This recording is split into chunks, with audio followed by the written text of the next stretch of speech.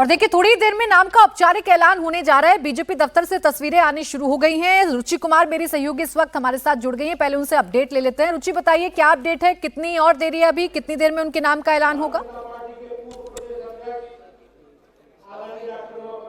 देखिए ये doctor Bhimrao Ambedkar auditorium है और यहाँ ये कार्यक्रम शुरू हो चुका है। मंच में सामने मुख्यमंत्री योगी आदित्यनाथ, दोनों डिप्टी सीएम केशव प्रसाद मौर्य, ब्रजेश पाठक, पीयूष गोयल, लक्ष्मीकांत वाजपेयी जो पुराने अध्यक्ष बीजेपी के रहे हैं, सूर्य प्रताप शाही जो अध्यक्ष रह चुके हैं, स्वतंत्र देव सिंह जो पहले अध्यक्ष रह चुके हैं, महेंद्र नाथ पांडे, ये सारे आपको नेता मंच पे दिखाई दे रहे हैं। और नीचे जो बीजेपी के विधायक हैं, मंत्री हैं, बड़ी तादाद में कार्यकर्ता पदाधिकारी हैं, करीब 3000 लोग इसके गवाह बनेंगे जो बीजेपी के नए अध्यक्ष पंकज चौधरी है। बस कुछ ही देर में उनके नाम का ऐलान हो जाएगा।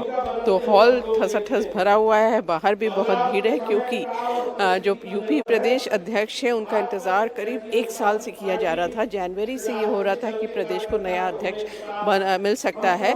लंबे इंतज़ार के बाद पंकज चौधरी आए हैं। उम्मीदें भी बहुत हैं क्योंकि 2027 में विधानसभा चुनाव है यूपी में और बीजेपी नहीं चाहती कि जो जिस तरह का नुकसान लोकसभा चुनाव में हुआ वो पार्टी को विधानसभा चुनाव में हो।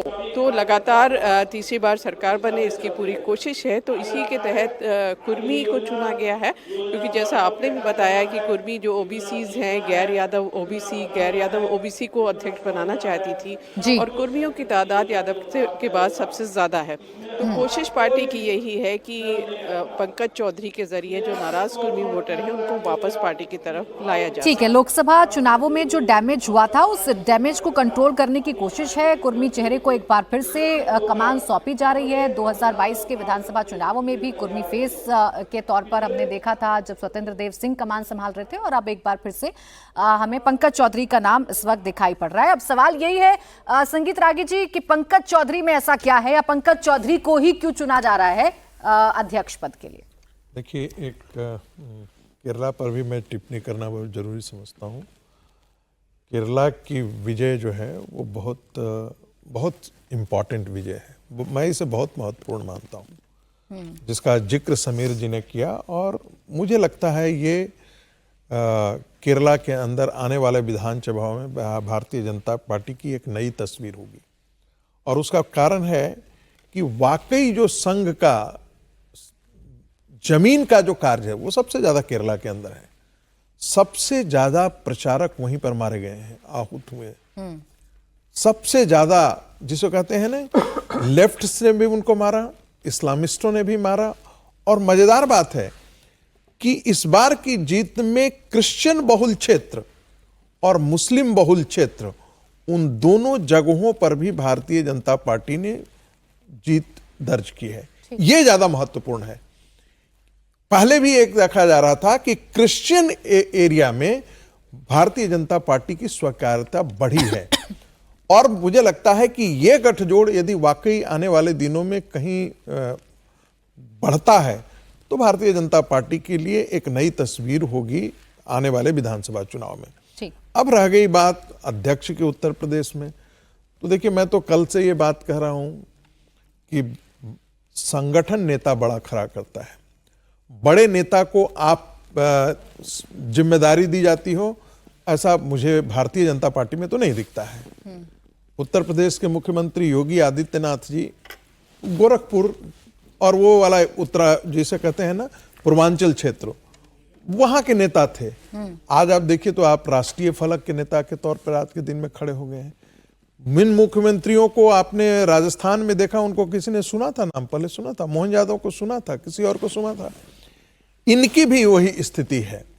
और संघ काम क्या है, अध्यक्ष का काम क्या है? अध्यक्ष का हम लोग मान लेते हैं कि बड़ा एकदम पैन उत्तर प्रदेश जो उसकी है वो फैन फॉलोइंग हो या लोग उसको ये करें, ये काम ही नहीं है। भारतीय जनता पार्टी का कार्यकर्ता काम करता है, संगठन काम करता है। संगठन और सरकार के बीच में समन्वय स्थापित करना और संगठन को जोड़ करके रखना और उसको प्रेरित करना, यही उनका काम है। यह काम मुझे लगता है कि एक सिर्फ अध्यक्ष के नाते तो कोई नहीं कर पाता है। आपकी टीम कैसे बनाते हैं ये, और वो टीम कितना इनके साथ काम करता है ये ज्यादा महत्वपूर्ण रहता है, और सरकार से सामंजस्य कैसा है ये भी जरूरी इंपॉर्टेंट रह जाता है। यदि कल जाकर के योगी आदित्यनाथ के साथ इनका टकराव होता है, या मान चूंकि दोनों गोरखपुर से आते हैं, ये स्थिति बनी रहती है तो फिर स्थिति दूसरी होगी। यदि समन्वय बना रहता है तो स्थितियां अलग रहेंगी। मुझे लगता है कि यही उनके लिए चैलेंज है कि सबको साथ लेकर के कैसे वहां पर भारतीय जनता पार्टी को खड़ी करते हैं, ताकि 2024 के चुनाव में जो लॉस हुआ है वो ना हो। अब इसे अगर जातियों के लिहाज से समझा जाए, कुर्मी वोट बैंक के लिहाज से समझा जाए, या जिसका सबसे ज्यादा नुकसान लोकसभा चुनावों में हुआ वो था अखिलेश यादव का पीडीए वाला नारा, जिसका नुकसान भारतीय जनता पार्टी को उठाना पड़ा था। क्या पंकज चौधरी को ये कमान देकर हर्षवर्धन जी ये कोशिश की जा रही है कि कम से कम पीडीए वाला जो नैरेटिव है उस पर डेंट किया जाए, उसे ध्वस्त किया जाए, और जो गलतियां हुई 2024 में वो कम से कम 27 में नुकसान ना दें? नहीं, निश्चित तौर पर पहला प्रयास तो यही है। और जिसको कहते हैं ना कि आपको, चूंकि कुर्मी समाज का वोट आपको नहीं मिला है, उत्तर प्रदेश के विधानसभा और लोकसभा चुनाव दोनों में नहीं मिला है।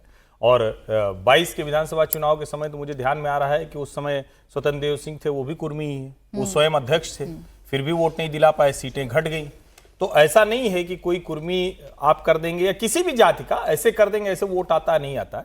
लेकिन हाँ, ये जरूर है कि जब आपके अध्यक्ष के तौर पर एक व्यक्ति बैठा हुआ है, और देखिए यहां इनसे पहले भी तो भूपेन्द्र चौधरी थे ना, कोई ऐसा तो है नहीं कि आप जो पार्टी में जो अध्यक्ष हैं वो उसी तरह के लोग थे। लगातार अगर आप देखें, हाँ, लक्ष्मीकांत वाजपेयी और केशव प्रसाद मौर्य, इन दोनों के अध्यक्ष रहते पार्टी ने बहुत शानदार प्रदर्शन किया था। एक 2014 के लोकसभा चुनाव के समय लक्ष्मीकांत वाजपेयी अध्यक्ष थे, और 2017 के विधानसभा चुनाव के समय केशव प्रसाद मौर्य थे। तो दोनों बहुत जबरदस्त, उस तरह से कहें तो परफॉर्मेंस ठीक रही हो। लेकिन अब सवाल जो प्रोफेसर साहब ने कहा, एक तो देखिए ये तो तय है कि पंकज चौधरी और योगी आदित्यनाथ दोनों एक ही जगह से आते हैं, और दोनों अपने अपने बड़े मजबूत खूंटे वाले हैं। अब अचानक दो मजबूत खूंटे मिल जाएं, ऐसी कल्पना मतलब मेरे लिए तो राजनीति समझने की वजह से थोड़ी कठिन है, और चूंकि मैं गोरखपुर बहुत अच्छे से जानता हूं इसलिए और कठिन है। अब सवाल यह है कि टीम वो कैसी बनाएंगे और वो टीम कैसे काम करेगी, ये एक बहुत बड़ा प्रश्न है। लेकिन उससे बड़ा प्रश्न क्या है, क्या सरकार और संगठन के बीच में तालमेल इस बार हो पाएगा? क्योंकि सरकार की तरफ से कहा जाता है, जो योगी आदित्यनाथ के साथ लोग हैं या जो वो कहते हैं कि संगठन हमें सहयोग नहीं देता है, संगठन कहता है कि सरकार में जो नियुक्तियां हैं, जो लोग हैं, जो कुछ कर रहे हैं, वो संगठन को पता ही नहीं चलता है। और मैं एक बड़ी चौंकाने वाली बात बता रहा हूं, कल नामांकन के बाद की उत्तर प्रदेश भाजपा के एक बड़े नेता ने कहा कि अब हो गया, अब हम बताएंगे कि राजनीति असली क्या होती है। मैं नाम नहीं ले रहा हूं क्योंकि नाम लेना उचित नहीं है, लेकिन उन्होंने कहा कि अब हम बताएंगे कि असली राजनीति क्या होती है, क्योंकि क्या हो रहा है उसको कैडर को, कार्यकर्ता को पता चलना चाहिए। अब अगर सोचिए, नामांकन के तुरंत बाद ये स्थिति है, और किसके मन में किस तरह का विद्रोह है, किस तरह की चीजें हैं, तो ये ऐसा नहीं है कि अध्यक्ष बन जाने से एक साल से जो टल रहा था, जो 15 जनवरी 2025 को होना था और 14 दिसंबर 2025 को हो रहा है, तो टल जाने से कुछ बहुत अच्छा हो गया हो, मुझे ऐसा नहीं दिखता। एक प्रयास है कि कुर्मी अध्यक्ष होगा तो उससे सारी चीजें होंगी। अब वो कैसे अमल में कितना लाएंगे उससे समझ